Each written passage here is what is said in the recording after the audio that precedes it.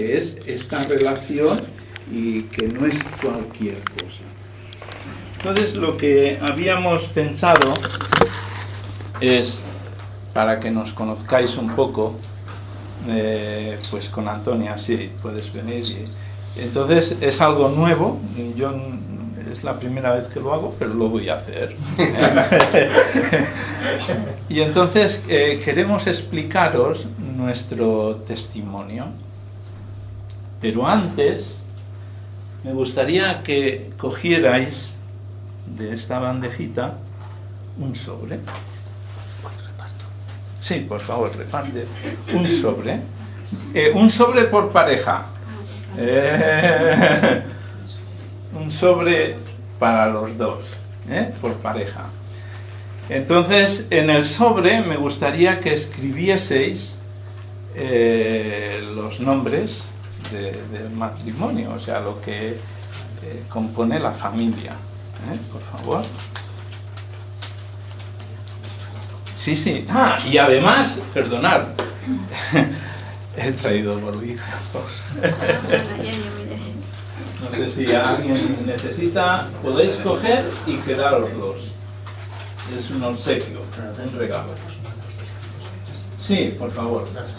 Sí, como si fuerais a escribir una carta, la dirección hay que poner los nombres.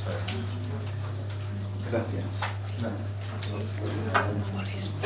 Sí, todos ¿tienes bolis? No, falta bolis. Sí, yo tengo abundante.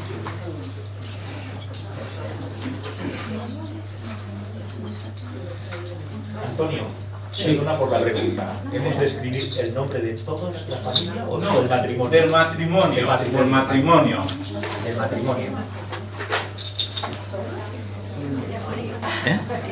¿No tiene boli? Sí, lo tengo aquí. De regalo. Vale, entonces vamos a escribir. Sí, toma. Escribimos, pues ponemos... ¿Con apellido? No, nombre. Sí, el apellido es necesario porque si no, no te identifico. Los dos apellidos. María Jesús. Sí.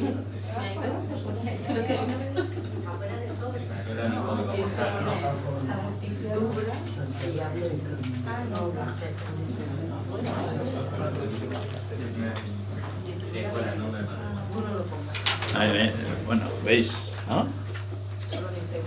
¿Vale? ¿Habéis escrito el nombre? Y el apellido, ¿vale? Lo tenéis. Lo vamos a usar a lo largo de estos días. Entonces es importante no perderlo, guardarlo, saber dónde lo tenéis. La pareja tiene que saber dónde está. Y mañana cuando vengamos a las reuniones, a los estudios, hay que traer el sobre. ¿De acuerdo? Vale.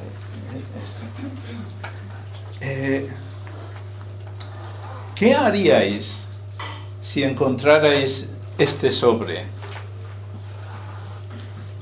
¿Abierto o cerrado?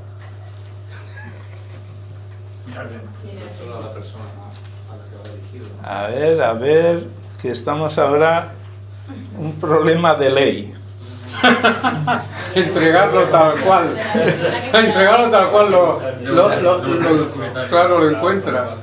Cuando encuentras un sobre en blanco, cuando encuentras un sobre así, evidentemente lo abres y bueno, no hay mucho. Pero cuando encuentras un sobre así, te obliga a entregarlo a la persona que figura y no debes abrirlo, porque esto ahora es propiedad privada, es reservado. Es decir, lo que aquí dentro haya es nuestro. Otra cosa será que lo abramos y saquemos y lo expongamos. Esto es otra cosa. Pero lo cierto es que esto es privado, es nuestro y forma parte de nuestra intimidad y de nuestra privacidad, y ahí nadie debe entrar. Muy bien, pues dada esta explicación, ahora pasamos a la segunda cuestión, y es que aquí hay una multitud de etiquetas, y yo os voy a pedir que cojáis una. Ahora sí que hay que coger una cada uno, ¿de acuerdo? Entonces cogéis una cada uno, y la que cojas, si la mujer coge, pone el nombre del marido, y el marido pone el nombre de la mujer. ¿Vale? ¿Necesitáis más bolis? ¿Se ha acabado la tinta? ¿No? Vale, y entonces las etiquetas, cuando tengáis los nombres puestos, lo ponéis dentro del sobre.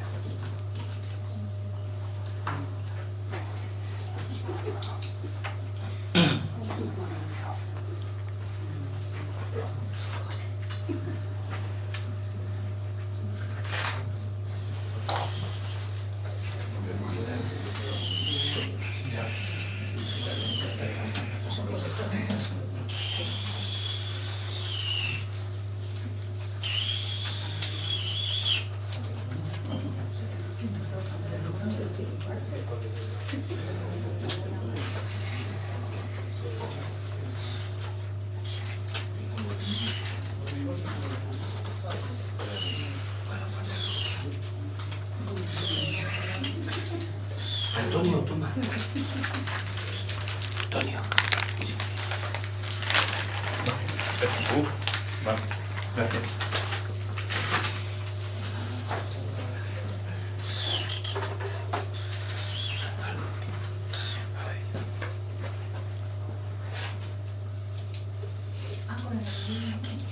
¿No os quejaréis de los regalitos que nos están haciendo?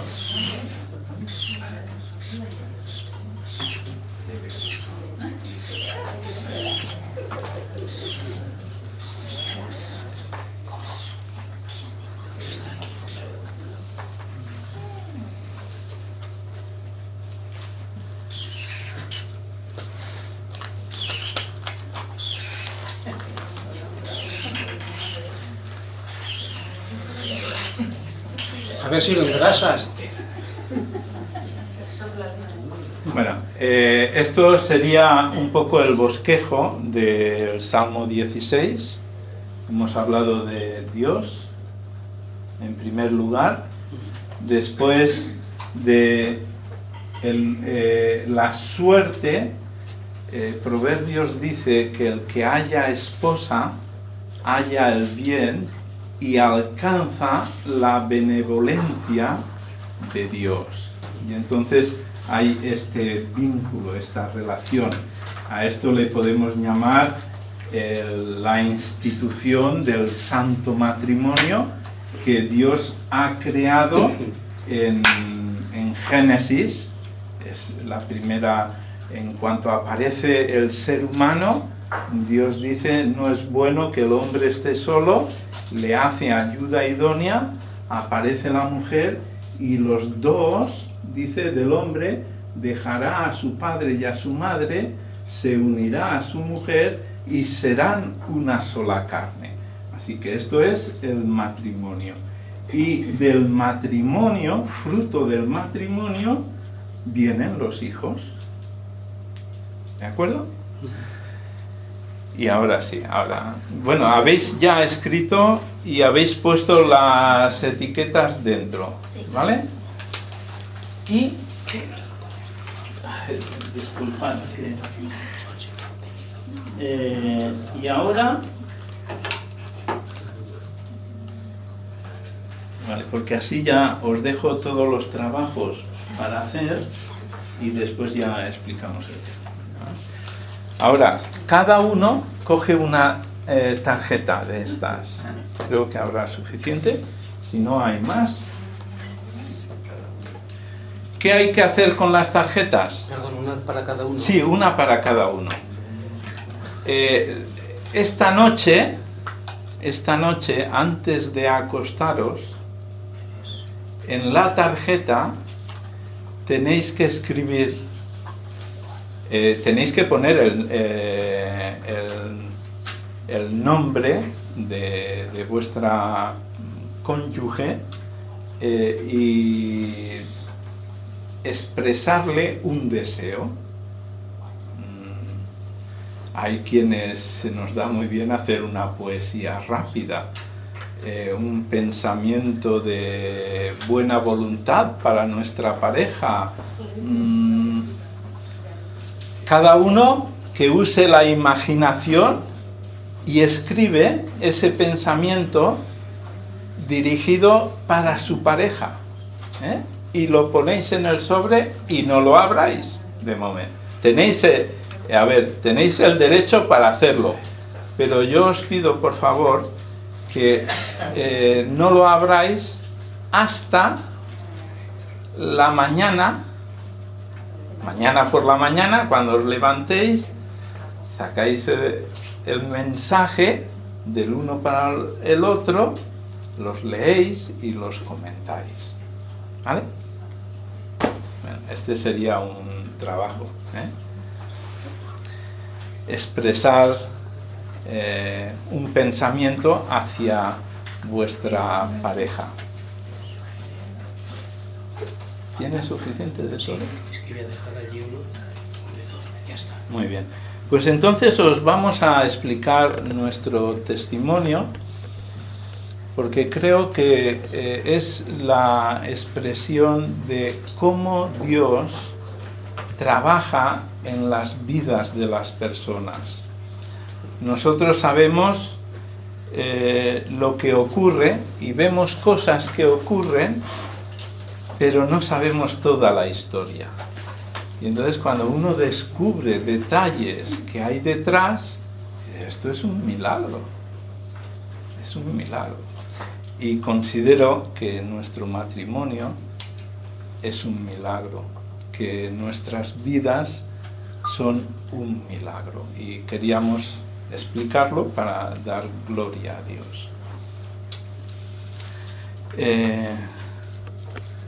En primer lugar, pues vamos a hablar de que siempre no ha sido así. Nosotros, Dios mediante, el mes de julio llevaremos 40 años casados, y podemos decir que ha sido una gran aventura y que ha sido mi memoria, mi recuerdo, algo maravilloso. Claro, vivirlo día a día, hay que vivirlo, pero ha sido intenso, ha sido formidable y bueno, yo creo que en esta ocasión pues queremos expresarlo. Entonces yo voy a hablar de mi nacimiento a la conversión. Mi nacimiento es un milagro. Cuando yo iba a nacer y mi madre estaba en el paritorio, el médico salió a mi padre y le expresó, le dijo: ¿a quién salvamos? ¿A la madre o al hijo?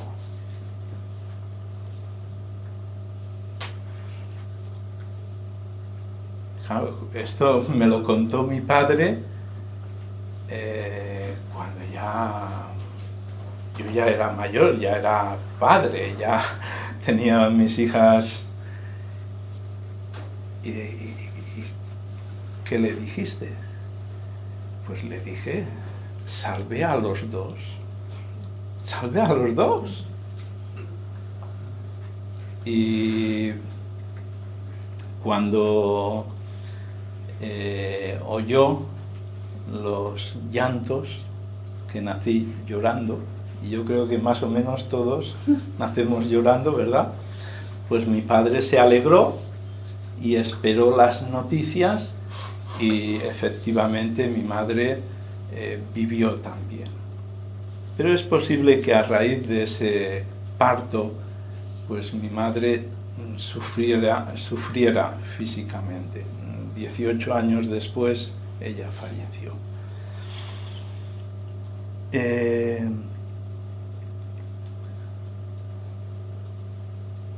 Mi encuentro con la muerte fue al nacer, y después, cuando era adolescente, falleció mi abuela.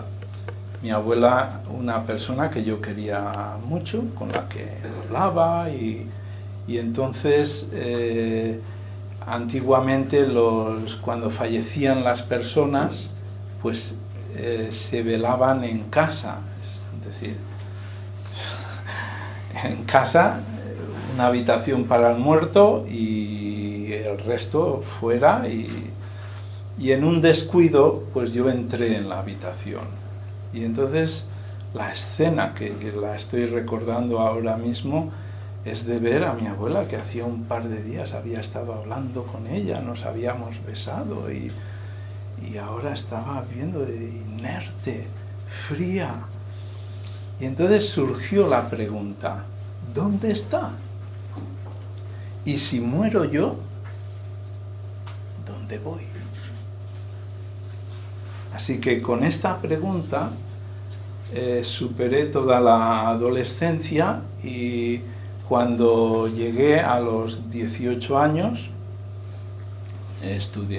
yo nací en Barcelona y me concedieron una beca para estudiar en Huesca, y entonces fui a Huesca, y un domingo alguien me dio un folleto. Y al día siguiente mi compañero estaba leyendo ese folleto. Reconocí el formato y lo estaba leyendo. Yo lo había dejado en la habitación. Y entonces le dije: cuando termines, me lo pasas, que tengo interés en leerlo. Entonces, cuando él terminó de leerlo, se levantó, fue a la papelera y lo tiró.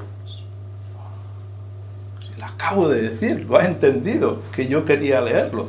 Así que cuando él se sentó, yo me levanté, fui a cogerlo, cogí todos los trozos, compuse el puzzle, lo leí, y una semana antes le había preguntado a mi confesor cómo podía tener la seguridad de que si moría iba al cielo.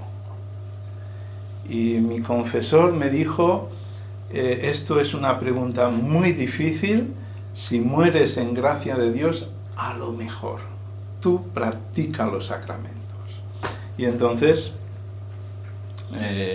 leyendo el folleto, 7 motivos por los que necesitas a Cristo, así se titulaba el folleto, pues fui leyendo motivo por motivo. Esto es la respuesta a mi pregunta. Así que escribí a la dirección que eran Cursos Bíblicos de Barcelona, y me mandaron un evangelio y unas lecciones. Y entonces, leyendo el evangelio, cuando llegué a Juan 3, 14 y 15, descubrí que lo que yo necesitaba era a Jesús. Y entonces le dije en una oración íntima que si era cierto, que si era así, yo le abrazaba. O sea, a partir de ese momento le entregaba mi vida. Y fue así, que a partir de entonces mi vida fue para él.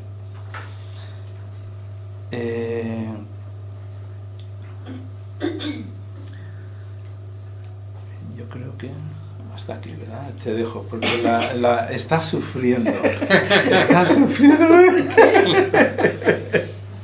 Bueno, no tengo costumbre de hablar en público, claro.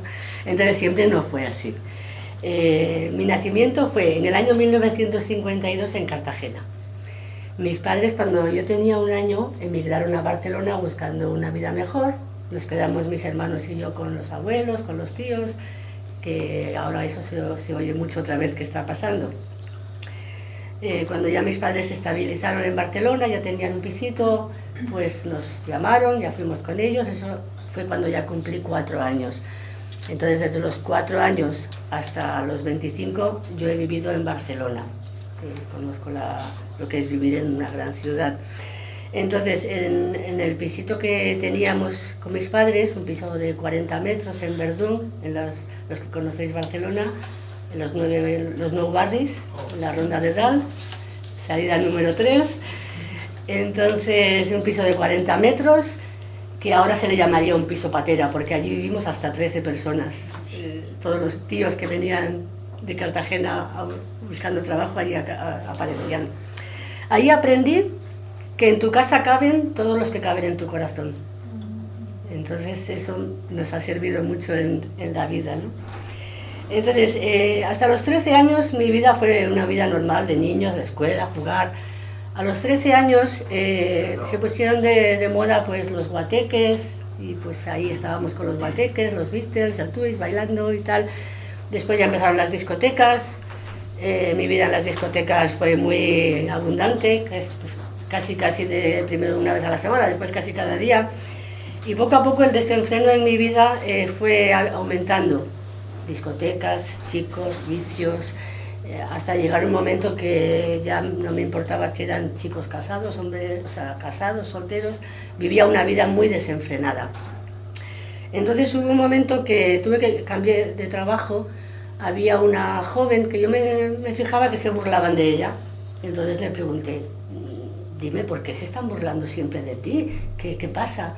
Entonces me dijo, pues es que yo soy cristiana y mira, se ríen de mí, pero no les hago caso. Entonces a raíz de eso, pues cada día ella me hablaba del Evangelio. A la hora de cómo comíamos juntas, me hablaba del Evangelio.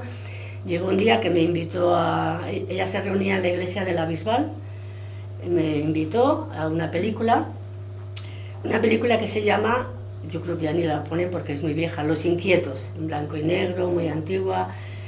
Pero el mensaje de esa película era de una joven que estaba viviendo la misma situación que estaba viviendo yo.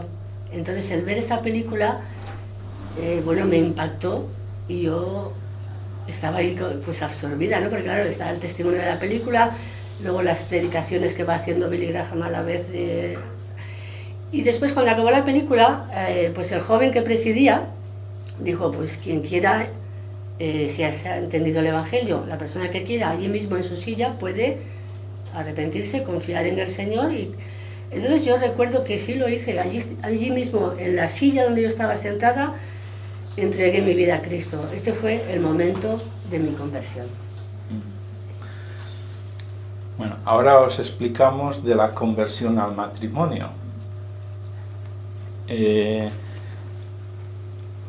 Yo nací en Barcelona, fui a estudiar a Huesca y de Huesca regresé a Barcelona, y la iglesia donde me mandaron el Evangelio y los cursos era precisamente de la Bisbal, y concretamente Daniel González, que tuvo una gran influencia en nuestras vidas como punto de referencia de lo que es un hombre de Dios y un hombre que está viviendo lo que enseña de una forma muy práctica. Entonces, estando allí, al año siguiente fui a unas conferencias en Bélgica y me pidieron que diera el testimonio, y yo lo expliqué. Y cuando terminé, vino una persona y me dijo, Antonio, quien te dio el folleto fui yo. Este era una persona que se llama Jack Rendell, un misionero de Inglaterra. Y dice, y te voy a explicar lo que tú no sabes. Porque a veces hay el lado que nosotros no sabemos de la historia. Y entonces, pues claro, explícame. Y entonces me dice, nosotros estábamos viajando y no íbamos a Huesca. Nuestro destino era otro. Pero a las puertas de Huesca se estropeó nuestro vehículo. Entonces 2 hermanos se quedaron arreglando la furgoneta, el motor, y 2 cogieron la bolsa con folletos, entraron en la ciudad y estuvieron, no llegó a media hora, repartiendo folletos. Terminamos de repartir los folletos, fuimos al coche, ya estaba la furgoneta, ya estaba arreglada y nos fuimos. Entonces, para mí esto es un milagro de que Dios respondió a las inquietudes de mi corazón de cómo podía tener la garantía y la seguridad de saber que si moría iba al cielo. Y a partir de ahí, pues formamos un grupo de jóvenes creyentes que nos reuníamos casi cada día en la iglesia, y parte del tiempo lo dedicábamos a orar por las provincias, capitales de provincia, que no había testimonio. Pues estaba Cuenca, Soria, Ávila y Huesca entre ellas. Y entonces ese fue un inicio en el que, bueno, dedicamos mucho tiempo a la oración. Era la época en la que todavía estaban los grises, hablamos del año 1970, que estaban los grises, y íbamos a evangelizar a las calles, a la Plaza Cataluña, los que conocéis Barcelona, y allí cantábamos y repartíamos folletos, y bueno, mucha gente recibió literatura, y los grises también nos siguieron los pasos, porque había un inspector de paisano que era observador de lo que estaba pasando, y entonces nos avisaba, dice: he avisado, tenéis 5 minutos para iros. Y a veces nos los encontrábamos que ya estaban bajando las escaleras y teníamos que correr. Bueno, en ese ambiente crecimos espiritualmente. Y yo personalmente he viajado me trasladé a Zaragoza para trabajar. Después el servicio militar lo hice en el Sáhara, y lo hice allí porque estaba fichado por la policía por causa del Evangelio, y a varios hermanos nos castigaron y nos mandaron a Alayún, a Esmara, a Melilla. Nos esparcieron en un lugar que, bueno, no es recomendable, pero sí un lugar para aprender mucho. Después, salido de esa situación, viajé de Alemania a Kuwait y a la India, y he conocido mundo, he conocido circunstancias de la humanidad, de cómo está la humanidad. Yo he visto, pues, comer de la basura, literalmente, y de mucha falta de recursos. Así que una lección que yo aprendí es que lo importante de la vida no son las cosas, sino las personas. Y esto fue algo que yo aprendí en esos viajes. En la Navidad del 76, en el verano del 76, yo estuve invitado, ella lo explicará, pero yo estuve invitado en su casa a comer, y allí quedamos que nos veríamos en tal sitio, tal, pero no pudimos porque yo tuve un accidente, y ella explicará su cosa. La cosa es que, explícalo porque si no... Si no, no tiene gracia. Cuando yo me convertí tenía 19 años. Y entonces, igual que había estado metida en el mundo al 100%, me involucré en la vida espiritual al 100%. Nunca había tenido una Biblia en las manos, no sabía lo que era una... O sea, sabes que es una Biblia, ¿no? Pero nunca la había tenido en la mano.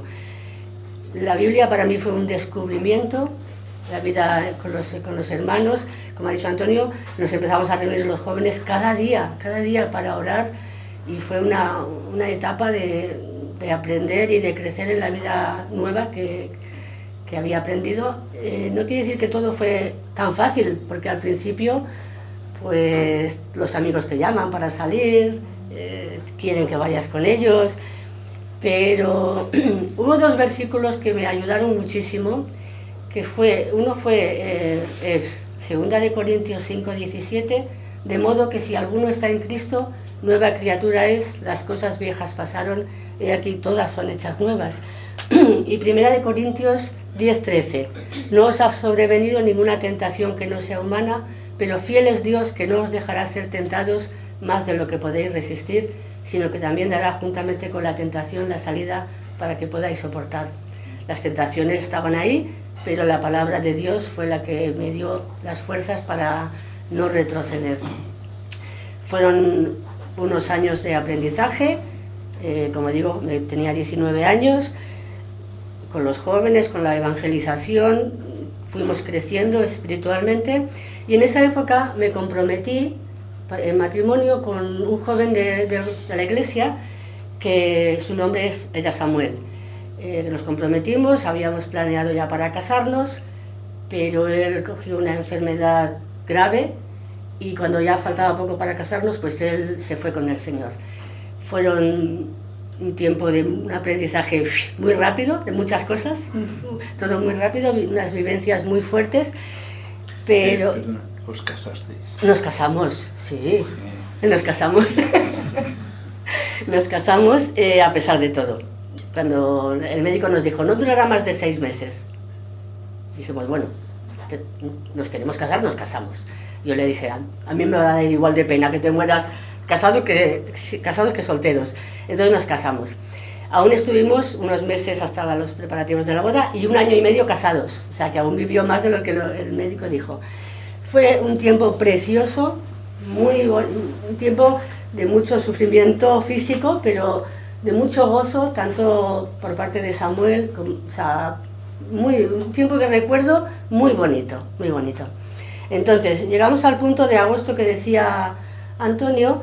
Éramos muy amigos del grupo de jóvenes. Siempre hay pues unos que te llevas mejor que otros, ¿no? Entonces con Antonio éramos amigos íntimos, con Samuel, y le invitamos a comer. Era el 1 de agosto, le invitamos a comer, vino, y entonces él estaba planeando con otros hermanos vacaciones en Galicia, y Samuel y yo nos íbamos a ir a León, porque Samuel me dijo, yo antes de morir quiero ver a mi familia, porque él era de León. Entonces quedamos, bueno, pues tal día, como era Galicia, León, que está cerca, tal día nos veremos en tal sitio. Y bueno, nosotros llegamos a León, vimos a toda su familia, y al día siguiente él murió. O sea, se quedó allí su cuerpo en León. Entonces yo me olvidé que habíamos quedado para vernos. Y después, eso era mitad de agosto, yo le escribí a él y a otros amigos, ¿no? Pues le escribí explicándole la noticia, y sigues tú. Sí. Entonces, ese mismo día, en el viaje que hacíamos para ir al encuentro, yo tuve un accidente y viajábamos en el coche con Joaquín López. Nos acompañaba Joaquín López y otro hermano que ya ha partido con el Señor. Entonces nos recogió un coche que pasaba de unos ingleses y nos dijeron, ¿para dónde vais? Pues íbamos hacia Galicia, y pues nosotros también vamos, si queréis os llevamos, y pasamos una semana, pero ya a disposición de la ruta que ellos llevaban. Y en diciembre yo quise visitar a mi familia, a mi padre, y entonces en esa visita aproveché para saludarla y decirle pues que había tenido las noticias de lo que había ocurrido con Samuel, y que le quería expresar mi sentir también, porque Samuel era un gran amigo nuestro, mío, por supuesto, de ella más. Entonces quedamos para hablar el día de Navidad. Y pues cenamos, nos explicamos todas nuestras inquietudes, estábamos orando por Huesca, yo ya había decidido trasladarme a Huesca, así que coincidíamos en el propósito de la vida, en todo lo que nos llevó a decir, oye, pues nos podemos casar, ¿no? Lo que no sabíamos, ella no sabía de mí, ni yo de ella, bueno, de ella un poco sí, es que con mi mejor amigo, cuando hablábamos porque siempre se habla, ¿no?, de a quién te gusta a ti y tal, pues yo decía, de Antonia decía, es una gran amiga, pero jamás me casaría con ella. Lo acertaste. Palabra, ¿eh? Pero espera, lo que ella... Mi mejor amiga estaba enamorada de él y yo le decía, ¿pero qué ves en Antonio? Entonces, a veces nosotros buscamos el ideal y Dios nos enseña que Él tiene otros propósitos. Y a veces Dios quita lo que nosotros queremos para darnos lo que nos conviene. Por eso el Salmo 16 dice que mis cuerdas han caído en lugar deleitoso. Cuando habla de las cuerdas que caen, está hablando de la suerte. Mi suerte es deleitosa, es la más hermosa.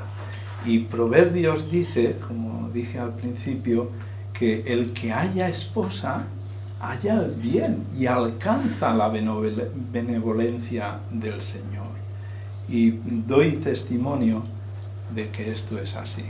Y que nuestra vida de matrimonio ha significado un desafío, porque en nuestra época no había tantos libros como ahora hay, no se enseñaba mucho acerca del matrimonio, de todo esto. Era una aventura que teníamos que entrar, y entramos en ella, y el libro de Proverbios y el compromiso de que la palabra de Dios fuera luz, alumbrara en nuestras vidas para criar y llevar adelante nuestro matrimonio, es lo que el Señor ha usado. Entonces, siempre no fue como es ahora, porque cuando fuimos a Huesca, yo renuncié a un trabajo muy bueno. No era de director de banco, pero era un trabajo de delineante en un organismo que tenía garantizado ya de por vida mi puesto y un sueldo que era muy bueno. Y cuando yo renuncié a esto, incluso hubo hermanos, entre comillas, que me dijeron, estás loco, es una locura lo que vas a hacer, y cuando vengas pidiendo pan, no llames a mi puerta.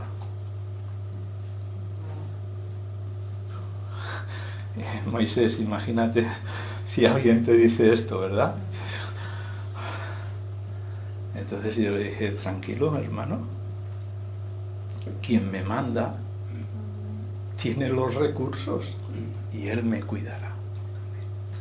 Así que salimos, ella embarazada de nuestra primera hija, con 7 meses y medio, y decidimos salir porque ya al casarnos queríamos ir a Huesca, pero por las circunstancias no pudimos. Pero dijimos, nos vamos porque es más fácil moverse 2 que no 3, ¿verdad?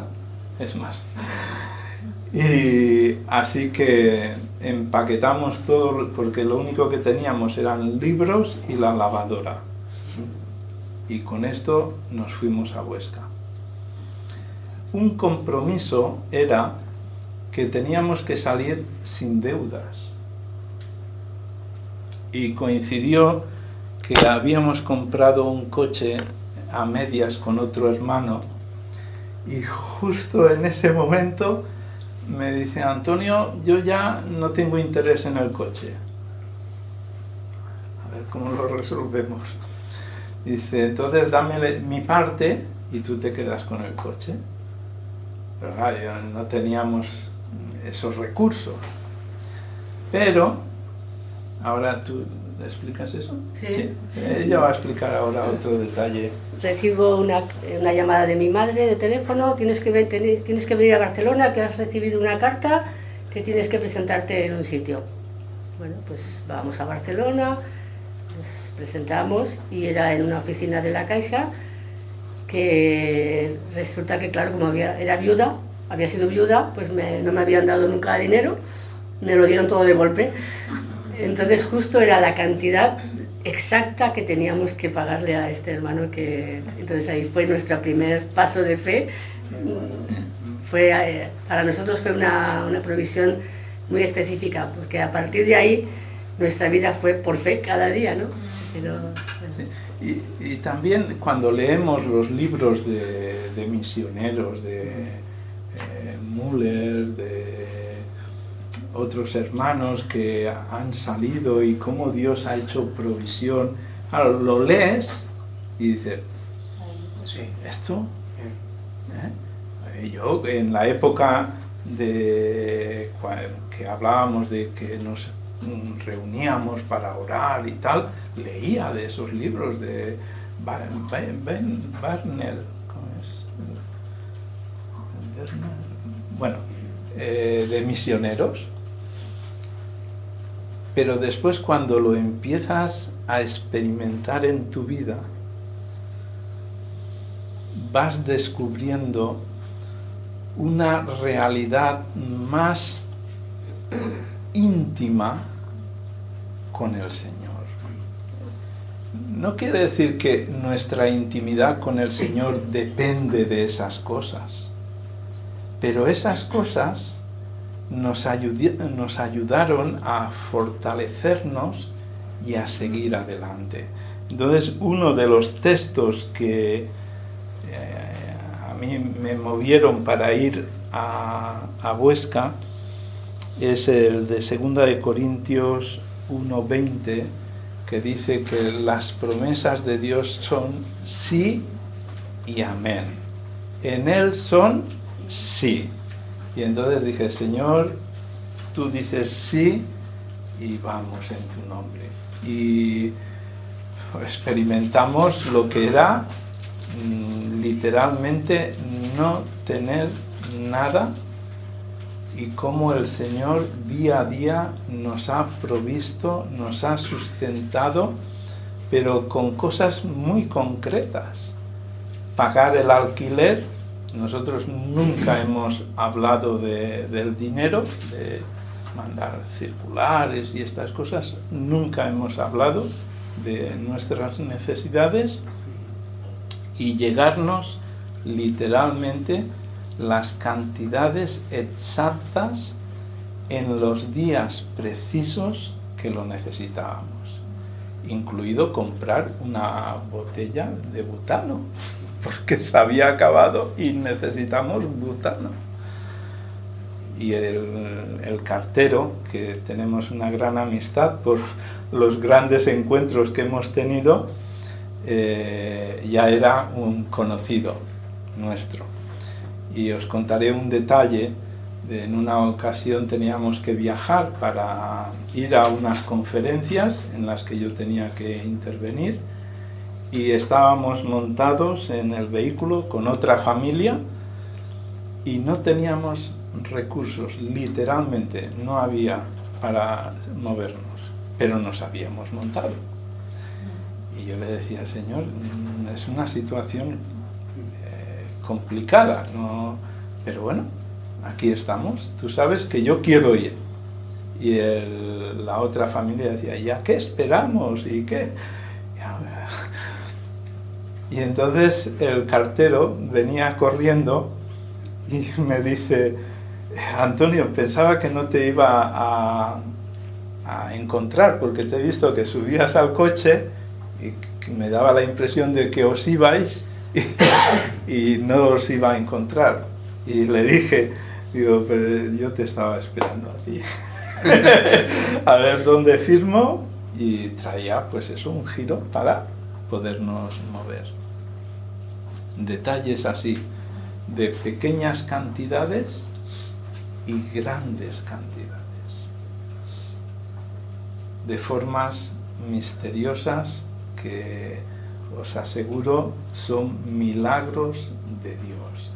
Y Dios hoy quiere hacer milagros con nuestras vidas, no solamente con lo que es las cosas materiales, sino con las humanas, con las vidas, con Isaac, el pequeño Isaac, ¿verdad? El milagro de cómo él ha llegado y ahora Dios ha puesto esa vida en vuestras manos para trabajarla, para que sea un testimonio y un impacto a la siguiente generación. Y Dios nos concedió 5 hijas, y os digo que la experiencia de tener la primera fue algo impresionante, porque nació 5 semanas antes, prematura, quizá por todo el cambio, y era pequeñita, y yo la cogí, su cabecita en mi mano, y dije, Señor, ¿y ahora qué hago? Porque esto tú me lo das, es la herencia tuya, pero ahora yo soy responsable de lo que voy a hacer con esta vida. Y entonces le dije, ayúdame y dame la sabiduría y la gracia para educarla, para formarla. Y el libro de Proverbios ha sido para nosotros un libro fundamental para la crianza y la educación de nuestras hijas. Bueno, te dejo. Bueno, resumir 40 años de matrimonio no es fácil. Llegamos a Huesca, una ciudad desconocida, no conocíamos a nadie, literalmente a nadie. Y salíamos por la calle a conocer la ciudad, a andar. La gente se paraba y nos miraba de arriba abajo. Era una época que todavía no había tanta inmigración y ahí cuando llegaba alguien nuevo pues era la novedad del pueblo, ¿no? Fue difícil por los momentos que, pues eso, que pasas necesidades, pero fue una época de mucho aprendizaje también. Aprendimos mucho, porque llegamos en mayo, hasta septiembre no tuvimos trabajo, fueron unos meses difíciles. Después empezamos a trabajar ya con la venta ambulante, y la venta ambulante también es una vida de fe, porque cuando piensas que vas a vender llueve, en fin, etc. Y 40 años que llevaremos casados, 39 en Huesca este mes ha hecho, y ahora, mirando hacia atrás, ¿cómo puedes resumir tantos años? Bueno, 2 palabras, mucho amor y mucho trabajo. Ha sido muchísimo trabajo, criando hijas, trabajando, pero empezábamos todo de cero. Una ciudad nueva, un matrimonio nuevo, nuevos como padres. Empezamos con una campaña evangelística que nos ayudaron hermanos, pues nuevas personas que se acercaban, empezar la iglesia. Todo era nuevo, pero el Señor nos dio gracia. Y el resumen para mí de estos 40 años es mucho trabajo, pero mucho amor. Bueno, uno de los propósitos era, cuando yo me casé, a lo que yo me comprometí, era hacerla feliz. Lo has conseguido. Gracias. Eso lo tiene que decir ella. Yo digo, un propósito interno, íntimo, es: yo quiero hacer feliz a esta persona.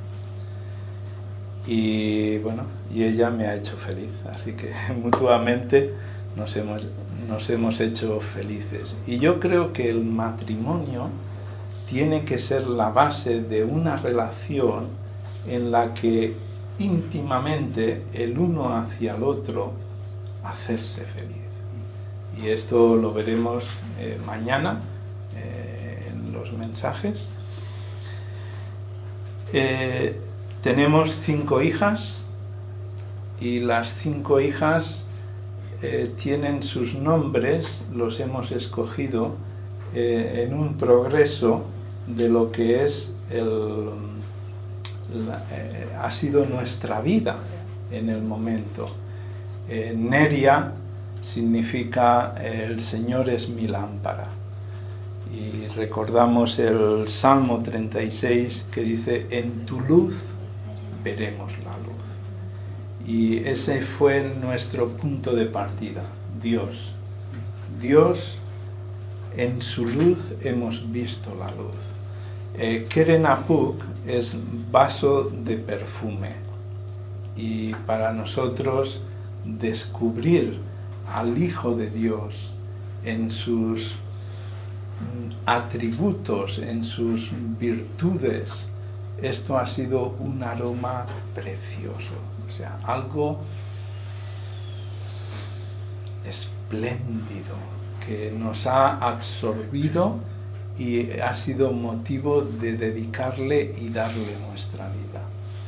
Y la tercera hija, Nagai, significa brillantez, y entendemos que Dios lo que ha querido es que nuestras vidas brillaran para su gloria. Así que cuando estábamos en la época de mayor intensidad de trabajo, porque nuestra casa ha estado abierta. De hecho, nuestras hijas, cuando eran pequeñas y no había nadie de fuera, nos sentábamos a comer y no había nadie de fuera, decían: papá, ¿hoy no viene nadie? Y llamaban a la puerta y era alguien que venía: Antonio, que veníamos, y pasábamos, y bueno, pues invitados a comer. Y entonces le pusimos a la cuarta hija Yanoa, que significa descanso, que aunque aquí estamos atareados, trabajados, el Señor da descanso. Todos los que estéis trabajados y agobiados, venid a mí y yo os daré descanso. Y el Señor nos ha dado un descanso, no físico, pero sí emocional y de confianza, porque esto también es necesario. Y nuestra quinta hija es adoptada, se llama Imna, y significa, su nombre, el Señor detiene. El Señor es capaz de obrar el milagro de no seguir los pasos que llevaba su madre. Y entonces la adoptamos y ella se integró perfectamente. Ella es hija de pleno derecho y bueno, ella tiene 2 mamás y un papá. Y esto es algo porque nosotros no quisimos romper los afectos de sangre, sino que los hemos cuidado y en momentos oportunos hemos dejado que esto funcionara. Entonces, los nombres de nuestras hijas son nombres escogidos como también testimonio y un histórico de cómo ha sido la historia de nuestra vida. Siempre no fue así, porque los que a lo mejor nos conocéis ahora, y acá, tú, claro, funcionario, jubilado, mira, Bueno, te puedo decir, cuando hacía venta ambulante y nos levantábamos 4:30, pero no solamente levantarse, sino hacer kilómetros en verano con el calor, en invierno con el frío, ¿eh? Yo no sé qué es peor, si el calor o el frío.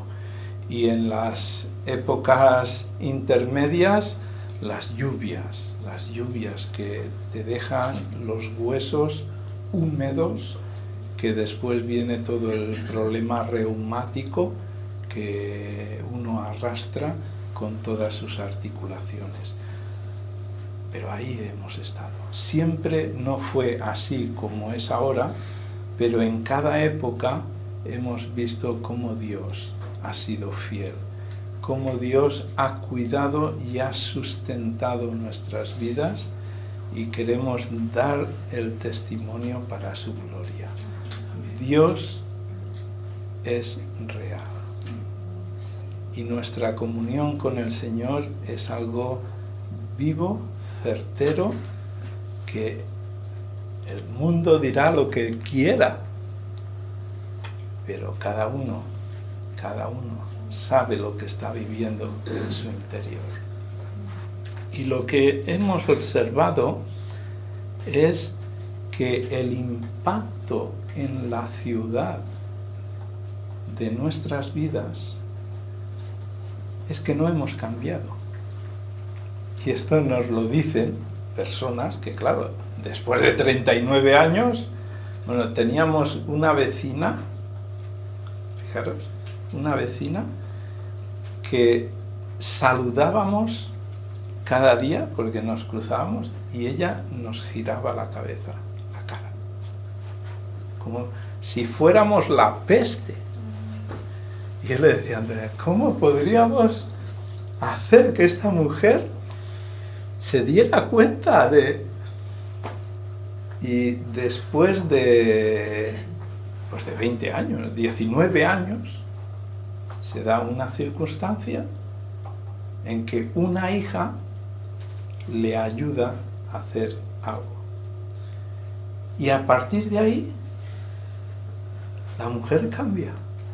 Le regalamos el calendario, hablamos con ella y hay un cambio en ella. Y muchos vecinos, porque la gente nos observa, esto, tenerlo claro, la gente nos observa. Y sí, tú dirás que eres cristiano, pero ¿cómo tratas a tus hijos? ¿Esto? Sí, tú mucha Biblia, pero mira, la gente nos observa. Y la gente tiene que darse cuenta de que nuestras vidas no cambian por las circunstancias. Nosotros no somos hijos de las circunstancias, somos hijos de Dios. Y Dios tiene control de las circunstancias. Sí que Dios nos pone en circunstancias para que respondamos y podamos expresar que somos hijos de Dios, que estamos confiando en Él y que en Él está toda nuestra esperanza. Y si Él no obra, no seremos capaces de seguir adelante. Pero Dios es el poderoso, es el eterno, es el que tiene el poder. Y hemos comprobado que ahora el efecto, porque fijaros, venta ambulante, estos desconocidos, que en el cuartel de la Guardia Civil, porque teníamos un hijo de un guardia civil que se reunía con nosotros, que fue de los primeros contactos que tuvimos. Y un día aparece y nos dice, Antonio, ¿sabes lo que está circulando por el cuartel? Pues no. Dice que os estáis dedicando a la droga, que sois traficantes y que la venta ambulante es la tapadera para mover todo el sistema, literal, ¿sí? Y lo que no sabía el guardia civil es que su mujer era clienta nuestra. Clienta nuestra que venía a comprarnos y que venía a explicarnos sus problemas y que venía a pedir consejo y que venía... y el guardia civil no lo sabía. Y en una ocasión nos pararon en la carretera, pero no nos pararon de cualquier manera, no es que hubiese un control. Es que había un coche que nos estaba siguiendo muchos kilómetros hasta que en una curva donde no había forma de maniobrar se nos cruzó, puso el pup-pup, salieron con las ametralladoras y la linterna y ¡oh! ¿Dónde vas? Y tal. Pues voy al mercadillo, claro, era de madrugada, voy al mercadillo, voy a tal, y, a ver, documentación, tal. Y después el hombre reacciona y dice, tranquilo hombre, que yo te conozco, que mi mujer es clienta tuya. Experiencias de estas en las que después la gente ve que hay una consistencia, que hay una vida, un respaldo de vida que da el testimonio. Y a veces no es tanto hablar sí, hay que hablar, hay que repartir literatura, pero hay que vivir con intensidad el Evangelio. Y Dios obra y Dios hace milagros. Así que siempre no fue así, pero ahora es como es. Que Dios os bendiga y mañana viajaremos por 6 lugares especiales, ¿vale?